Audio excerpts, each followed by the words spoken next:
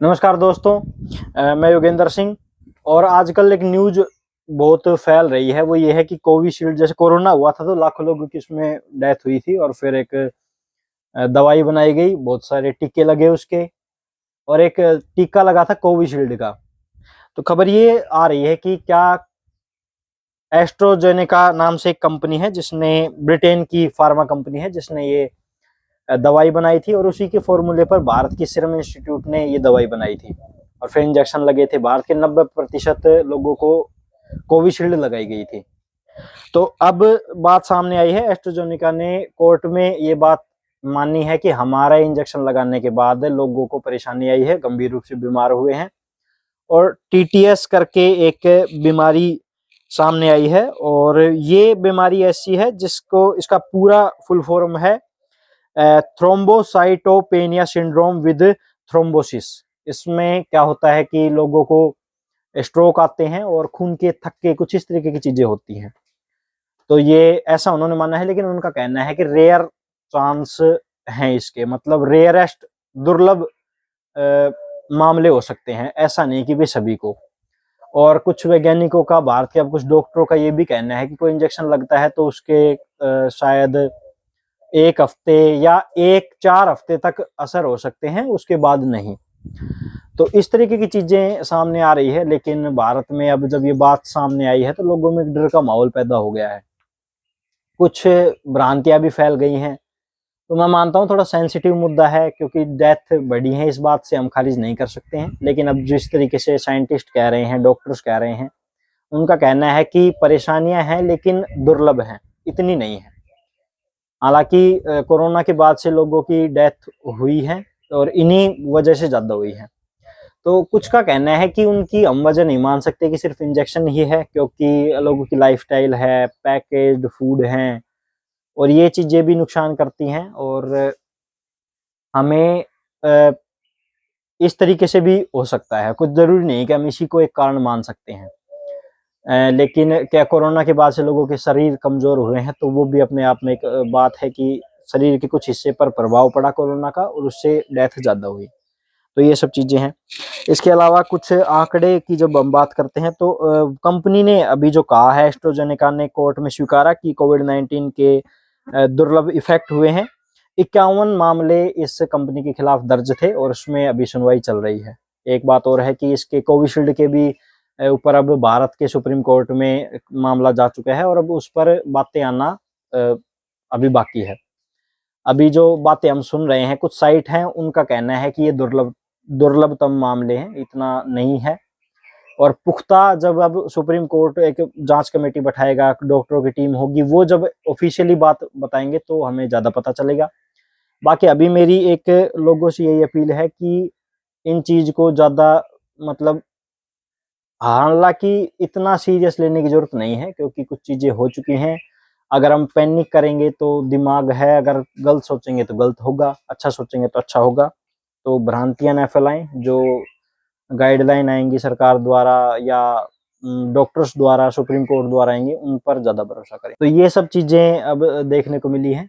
इसके अलावा भारत के लोगों से एक अपील करता हूं कि रील बना रहे हैं, हर दूसरी रील मेरे फोन में भी ऐसी आ रही है कि कोविशील्ड के लोगों को मरा हुआ दिखाया जा रहा है, डांस, मतलब ये सब, इनको भाई देखो, सेंसिटिव मुद्दे हैं, किसी के साथ होता है उसको पता चलता है। तो इतना कुछ ना करें बातें, क्योंकि गलत है वो इस ऐसे मुद्दों पर। और ना गलत चीजें फैलाना, स्वास्थ्य को लेकर थोड़ा सा मुझे लगता है सीरियस होना चाहिए, और इतना भी नहीं कि भाई आप मजाक बना रहे हो इन चीजों का, तो ये अपने आप में गलत चीजें हो जाती हैं। तो मेरा यही मानना है कि लोग पॉजिटिव रहें, अपनी मानसिक स्थिति सही रखें, और डॉक्टर्स जो गाइडलाइन आगे जारी करेंगे उस पर ध्यान दें, क्योंकि मामले बड़े हैं, इसको नकार नहीं सकते, लेकिन इतने भी नहीं है कि भाई हम अपनी लाइफस्टाइल ठीक रखें, ये कुछ चीजें हो सकती हैं। इसके अलावा भारत के कुछ डॉक्टरों का कहना है, जो अलग अलग जो डॉक्टर्स हैं, अलग अलग रिपोर्ट न्यूज चैनल्स की हैं, उनके पर हम बातें कर रहे हैं। कुछ स्क्रीनशॉट आप बगल में देख पा रहे होंगे। और वो ये है कि भारत के इंडिया टुडे ने उन डॉक्टरों से बात की जिन्होंने महामारी का बारीकी से अध्ययन किया था। उनके ने इस मुद्दे पर कुछ कहा है कि कंपनी ने तो स्वीकार किया है कि इसके दुष्प्रभाव हैं, लेकिन एक विशेषज्ञ हैं हैदराबाद के अपोलो हॉस्पिटल में न्यूरोलॉजिस्ट डॉक्टर सुधीर कुमार, उनका कहना है कि बहुत ही कम है। ये जो एक बार बुक क्लोज कर लिए, चल जाओ।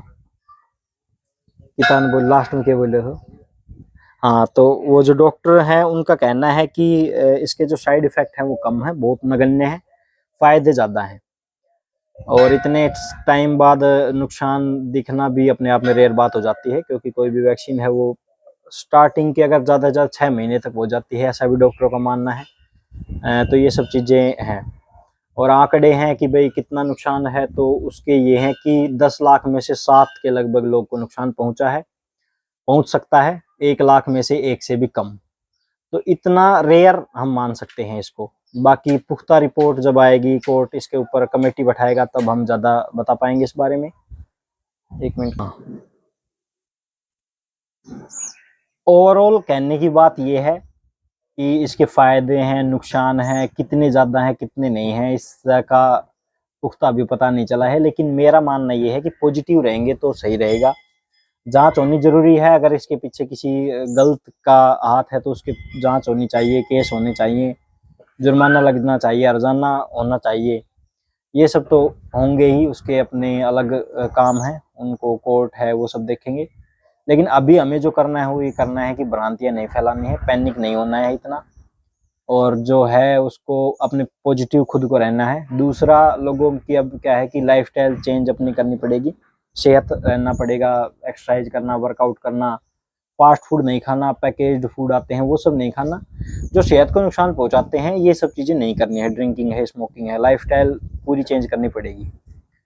और बस इतना ही है।